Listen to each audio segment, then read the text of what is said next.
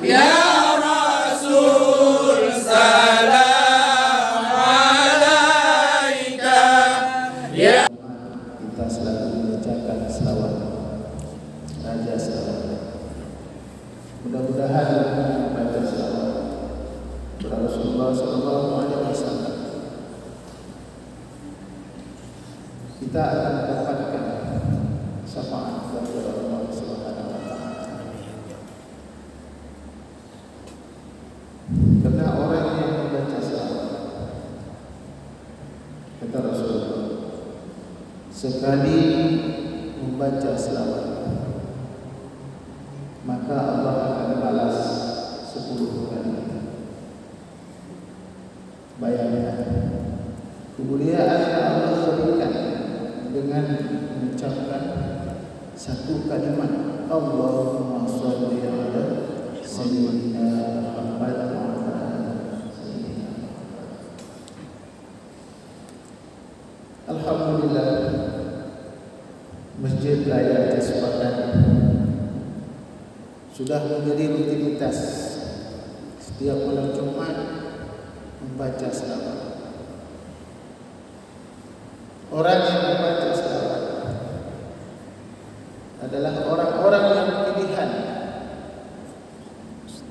Tidak semua orang dipilih oleh Allah Subhanahu wa taala untuk mengingat Nabi, untuk mengingat Allah.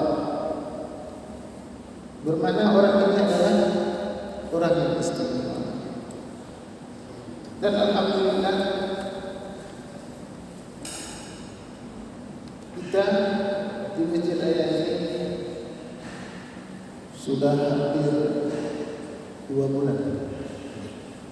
2 bulan terus setiap malam Jumat kita hidupkan. Bayangkan, sehabis sholat Isya kita terus selawat sampai jam 9, 1 jam kita selawat. InsyaAllah mudah-mudahan itu adalah salah satu tanda yang bahwa kita ini adalah orang yang Allah muliakan di dunia ini. Sebagaimana kata Rasulullah SAW, Inna ahlal ma'rifah fid dunya, bahwa sungguhnya orang yang ahli kebaikan di dalam dunia ini, maka dia akan disebut juga ahli kebaikan di akhirat.